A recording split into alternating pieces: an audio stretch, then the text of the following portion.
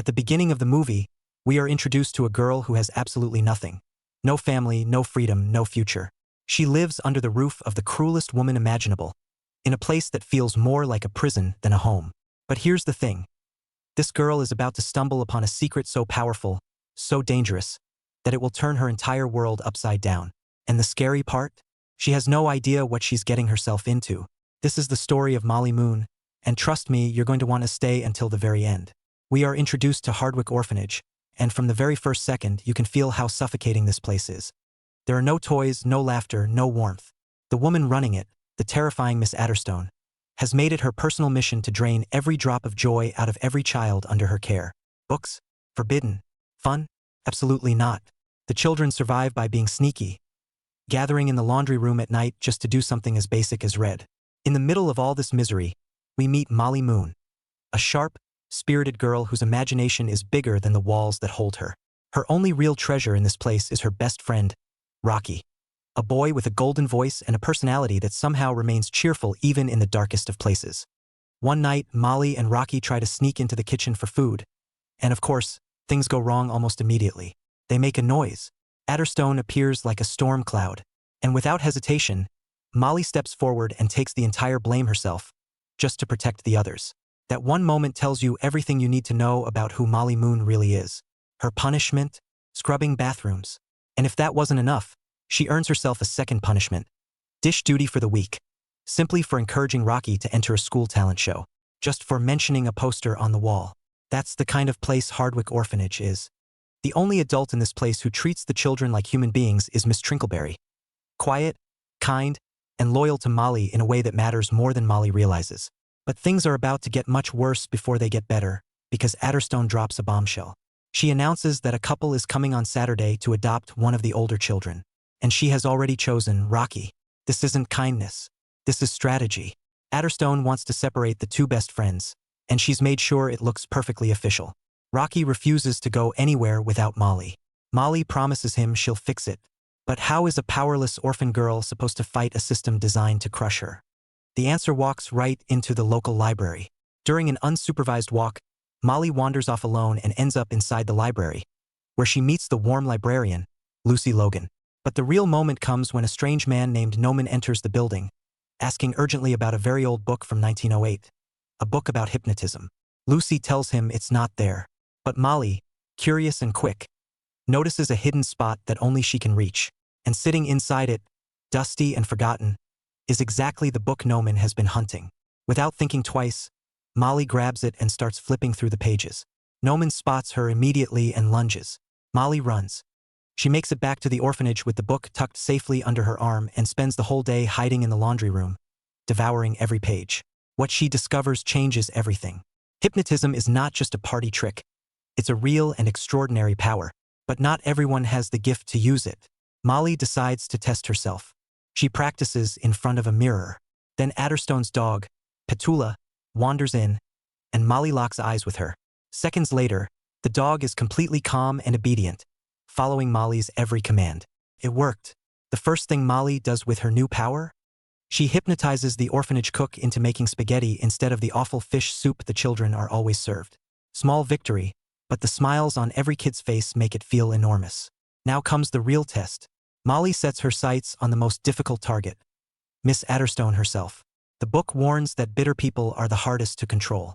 But Molly tries anyway, and against all odds it works. She commands Adderstone to treat the children with kindness. Just like that, the woman who once terrorized them is suddenly warm, gentle, almost unrecognizable. But here's where things fall apart.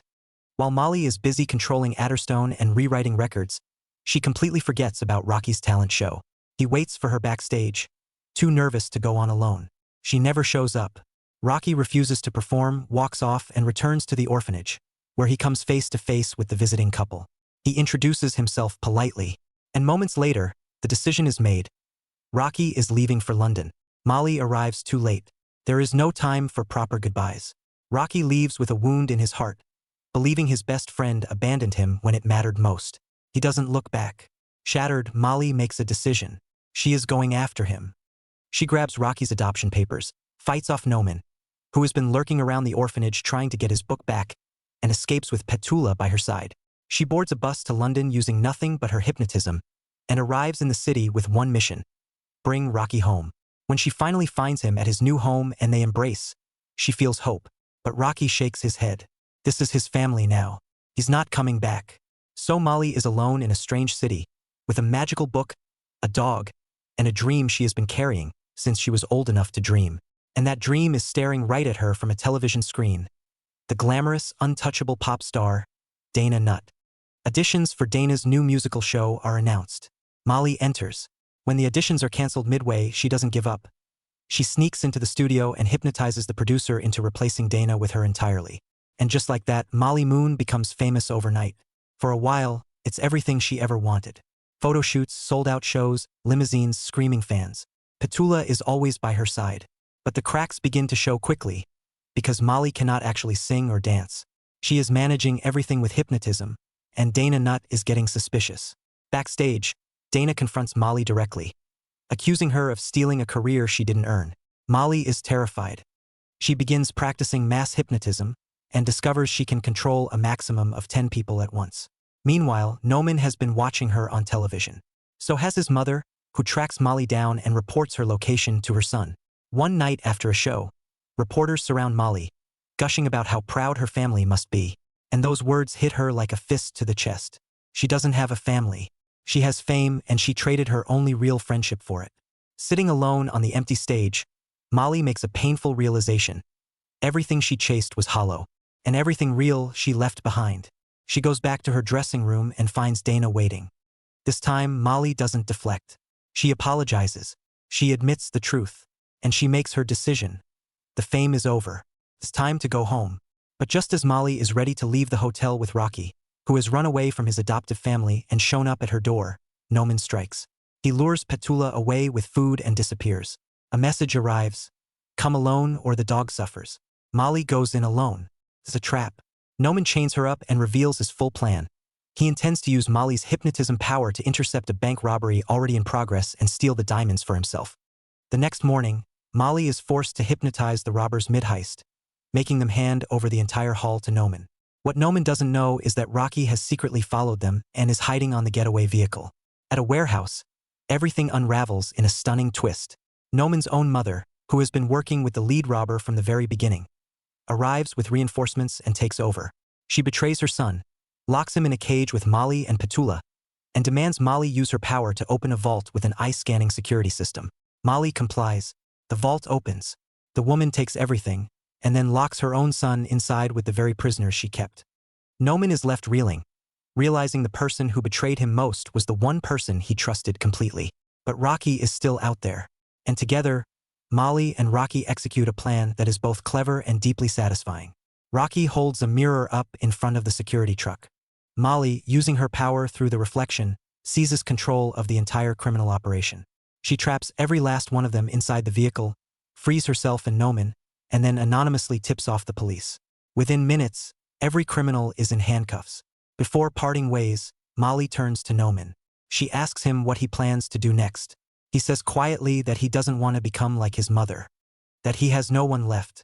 Molly and Rocky look at each other and tell him simply, that's not true anymore.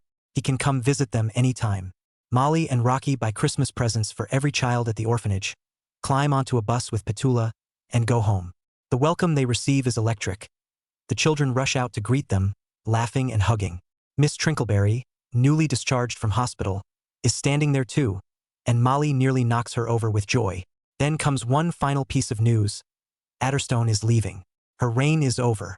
Molly goes to say goodbye to her and discovers something quietly remarkable. Adderstone is no longer under hypnosis. Whatever changed in her, it's real now. And before she goes, she hands Molly a small bundle of belongings that had been stored away since the day she arrived as an infant. Molly returns the hypnotism book to the library. There, Lucy Logan smiles and reveals the truth. She had hidden the book deliberately, knowing that one day, exactly the right person would find it. That night, surrounded by friends, by laughter, by Miss Trinkleberry's warmth and the smell of a real Christmas, Molly Moon feels something she has never felt before. Not fame, not power, just home. So there you have it, the full story of Molly Moon and the incredible book of hypnotism. A girl with nothing who found the most powerful thing in the world, and then realized it was never what she actually needed. Now here's my question for you, and I want you to be honest in the comments. If you found a book that could let you hypnotize anyone, what would you do with it first? Drop your answer below, I read every single one. And listen, if you watched this entire video and you're still not subscribed, I genuinely don't know what to tell you. Every week I break down movies just like this one, and you're missing out for absolutely no reason. Hit that subscribe button right now.